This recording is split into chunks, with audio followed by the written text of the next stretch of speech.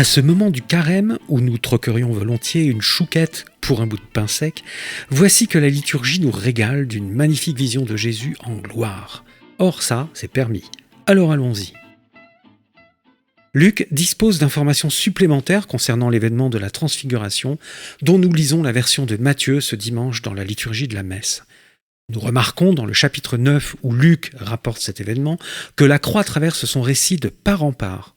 En effet, quelques versets avant le récit de la Transfiguration, l'évangéliste cite Jésus disant « Il faut que le Fils de l'homme souffre beaucoup, qu'il soit rejeté par les anciens, les grands prêtres et les scribes, qu'il soit tué et que le troisième jour, il ressuscite. » Ajoutant « Celui qui veut marcher à ma suite, qu'il renonce à lui-même, qu'il prenne sa croix chaque jour et qu'il me suive. » Pendant la Transfiguration elle-même, le sujet de conversation entre Moïse, Élie et Jésus concerne son départ qui doit avoir lieu à Jérusalem.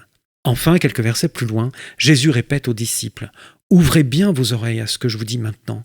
Le Fils de l'homme va être livré aux mains des hommes. » Mais les disciples ne comprenaient pas cette parole, elle leur était voilée, si bien qu'ils n'en percevaient pas le sens, lit-on au verset 45. Un peu de grec maintenant. Après tout, c'est carême.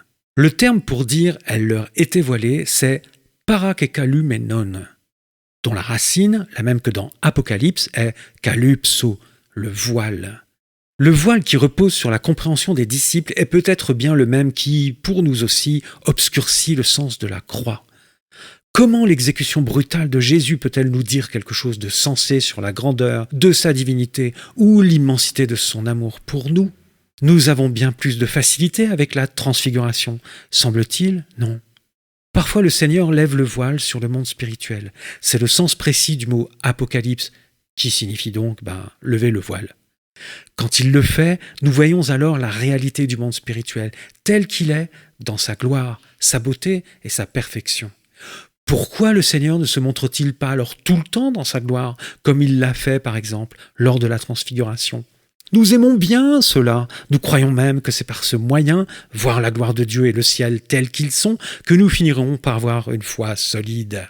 Or, c'est pas comme ça qu'il s'y prend. C'est rude, mais peut-être que le meilleur moyen pour nous de le comprendre et de le rejoindre au point même de vivre de sa vie divine, c'est plutôt la croix. La croix, comme la transfiguration, est aussi une manifestation de Dieu, mais elle est pour nous un meilleur moyen de l'atteindre. Qu'il se montre grand, beau, lumineux, et même qu'il nous enseigne par une multitude de paroles qu'il est le très miséricordieux, c'est bien. Mais Dieu pousse la bonté jusqu'au bout.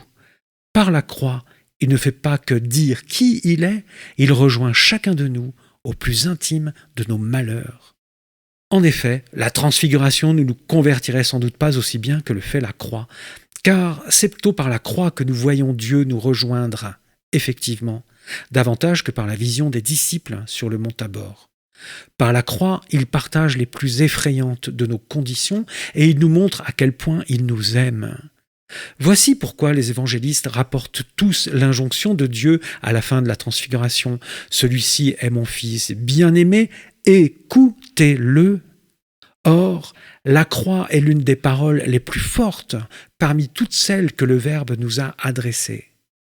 Voilà pourquoi, étonnamment, le récit de la transfiguration est lu pendant le carême. Creusons un peu. La croix est le seul événement qui relie de façon exacte et parfaite le monde de Dieu avec le monde des hommes, le ciel avec la terre. Une même personne, unissant l'homme et Dieu, accomplit un acte unique par lequel se révèle le sens total de l'histoire du monde, en même temps que la vérité de Dieu. De temps à autre, Dieu nous gratifie d'une parousie pour que nous ne soyons pas trop désorientés et nous rappelle l'existence de ce monde divin, à nous qui avons le nez penché vers la terre.